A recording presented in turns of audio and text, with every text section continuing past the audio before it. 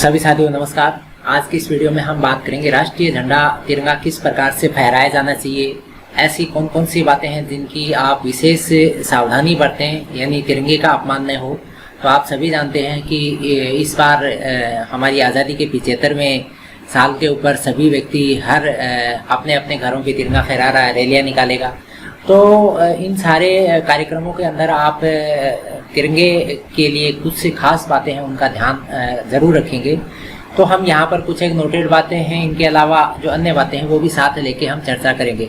तो सबसे पहली बात जो ध्यान में आती है वो है कि जो राजकीय अंत्येष्टियाँ होती हैं, यानी राजकीय सैन्य, केंद्रीय अर्धसैनिक बल, इनसे संबंधित जो शव यात्रा है यानी जो अंत्येष्टियाँ हैं उनके अंदर ही तिरंगे का प्रयोग होता है। उसके अलावा अन्य किसी भी निजी अंत्येष्टि के अंदर तिरंगे का प्रयोग न किया जाए, ठीक है। दूसरी बात, इस झंडे को कई बार गाड़ियों में या अन्य किसी जगह पे पीछे लपेट ढकने में काम में ले लेते हैं। तो झंडे को वाहन है, रेलगाड़ी, नाव, इनकी टोकदार छत, बगल अथवा पिछले भाग को ढकने में काम में नहीं लेना चाहिए। इसके अलावा झंडे का प्रयोग इस प्रकार से नहीं किया जा सकेगा या उसे इस प्रकार नहीं रखा जाएगा कि वह फट जाए या मैला हो जाए। तो आप सभी जानते हैं टॉप पे जो बिल्डिंग का पार्ट होता है उसी के ऊपर झंडा फहराया जाता है।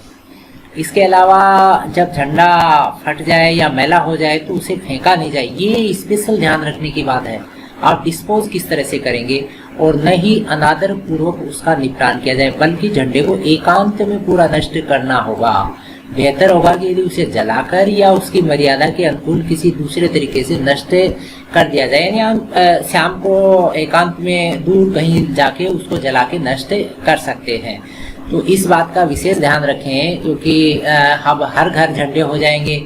तो ये झंडे, इनका निपटान आप किस प्रकार से करेंगे, क्योंकि झंडा जो है वो एक सम्मान की चीज़ है, देश के गौरव की चीज़ है, और ये गौरव बरकरार रहे इसके लिए आप इन बातों का विशेष ध्यान जरूर रखेंगे।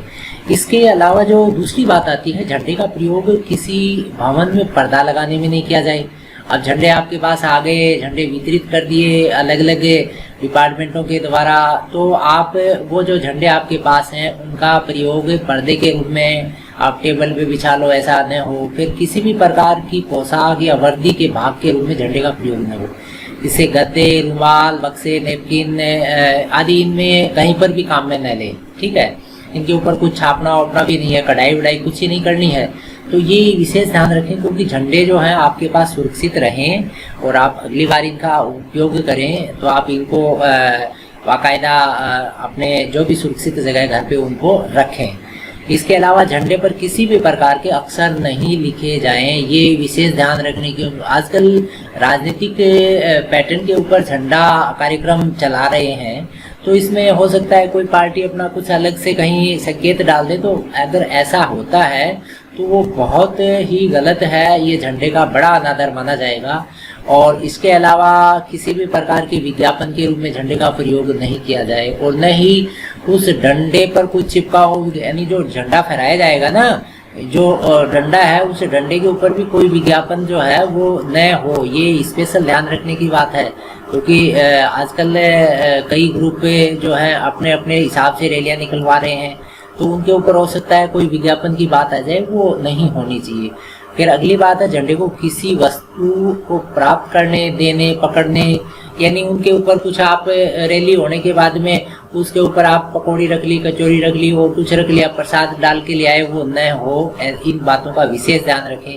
अच्छा, लेकिन विशेष अवसर जैसे गणतंत्र दिवस, स्वतंत्रता दिवस जैसे राष्ट्रीय दिवसों पर समारोह के एक अंग के रूप में झंडे को फहराए जाने से पूर्व उसमें फूलों की पंखुड़ियां रख सकते हैं।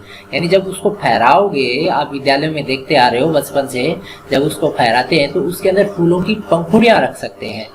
ये तो बात होगी मोटी मोटी बात। इसके अलावा जो आपको ध्यान रखने की बात है, एक तो पहले जैसे खादी का झंडा होता था, अब आप कॉटन, पॉलिस्टर, वुलन, सिल्की, जो भी हाथ का बना हुआ या मशीन का बना हुआ कोई सा भी प्रकार का झंडा जो है आप काम में ले सकते हैं। और इसका रेशियो क्या रहता है ये भी ध्यान में रखें, 3:2 होता है, ठीक है ना, 3:2 होता है, ठीक है। ये इसकी स्टैंडर्ड साइज है, इसके अकॉर्डिंग ही झंडा होना चाहिए। अगर आप बनवाते हैं या घर पे आप तैयार करते हैं तो ये रेशियो ज़रूर हो, यानी 3:2 का मतलब क्या हो गया, ये जब झंडा है इस झंडे का जैसे मान लीजिए ये भाग है, ये 3 फुट है इधर का भाग, तो ये भाग कितना होगा, 2 फुट रहेगा। ठीक है, तो इस प्रकार से इस रेशियो के अंदर उसको तैयार करवाएं। इसके अलावा झंडा जो है वो अब वर्तमान परिस्थितियों के अंदर गवर्नमेंट ने अलाउ कर दिया है कि पूरे दिन भर फहराया जा सकता है, सप्ताह के 7 दिन फहराया जा सकता है।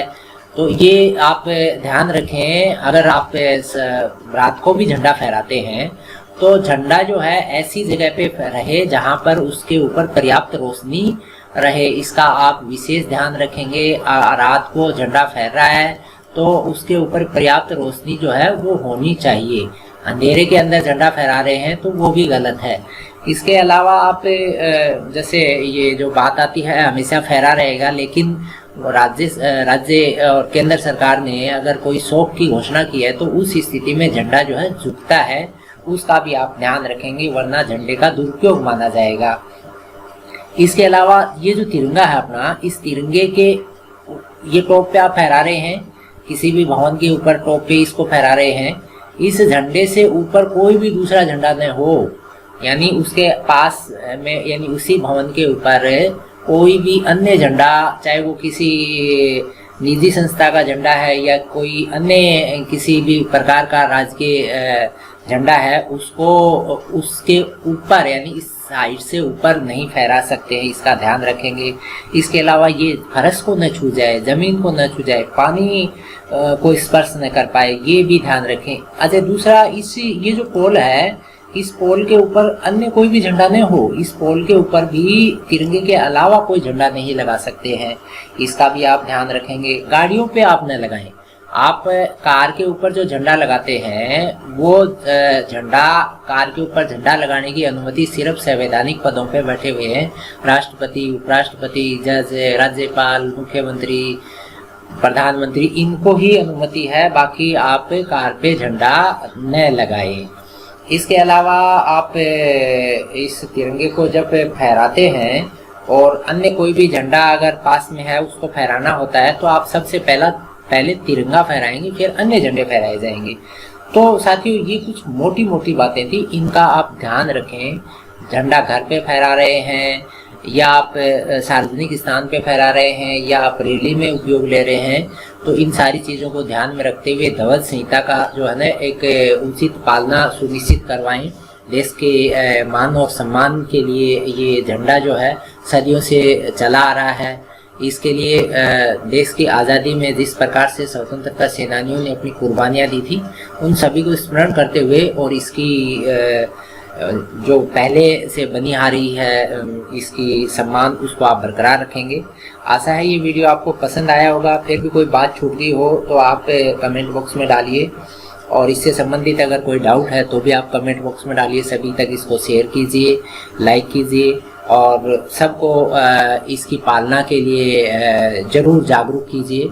इस वीडियो को यहीं ख़त्म करते हैं, फिर एक ऐसे ही वीडियो में फिर मिलेंगे। आप सभी से आग्रह है कि चैनल को सब्सक्राइब अवश्य कर लें। हम ऐसे वीडियो तैयार करके समय समय पर आप तक भेजने का प्रयास करते रहते हैं। पुनः धन्यवाद। जय हिंद, जय भारत।